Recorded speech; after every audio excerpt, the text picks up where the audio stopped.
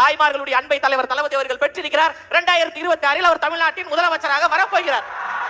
சரி திருமணி work from home politician அப்படின்னு சொல்றாங்களே திரு விஜய் அவர்களை பார்த்து, அவர் ஏன் களத்துக்கே வர மாட்டேங்கிறார்? அந்த கேள்விக்கு என்ன பதில்? இல்ல, அவர்களுக்கு கண்கள் தெரியவில்லை என்று நான் நினைக்கிறேன். ஏன்னா கள்ளக்குறிச்சியில் விஷசாராயம் குடித்து 70 பேர் இறந்து போனாங்க. அந்த பாதிக்கப்பட்ட குடும்பத்தை நேரடியாக சென்று தலைவர் அவர்கள் பார்த்தாரா இல்லையா? அது கண்ணுக்கு தெரியலையா? தங்கை அனிதா அவர்கள் நீட்டுக்காக தன் உயிரை தியாகம் செய்த போது தங்கை அனிதாவினுடைய வீட்டுக்கு போனாரா இல்லையா? கண்ணு தெரியலையா? அதாவது விமர்சனம் வைங்க, அந்த விமர்சனத்தில் நியாயம் இருக்க வேண்டும்.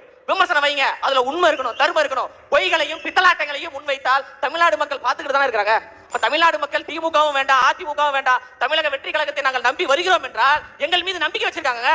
அண்ணன் தனியார் அவர்கள் சொன்னார்ல, வீட்லயே உட்காந்து வந்து அவர் உதவி செய்யறாருன்னு. சரி, அவர் வெளியில வந்தா கூட்ட நெரிசல் ஏற்படும், இந்த காவல்துறை பாதுகாப்பு கொடுக்காது, அதனால வீட்டுக்கு வர வைத்து கொடுத்தாங்க. அண்ணன் தனியார் அவர்கள் எத்தனை பேருக்கு உதவி செஞ்சாங்க? நீங்களும் செஞ்சிருக்கணும்ல.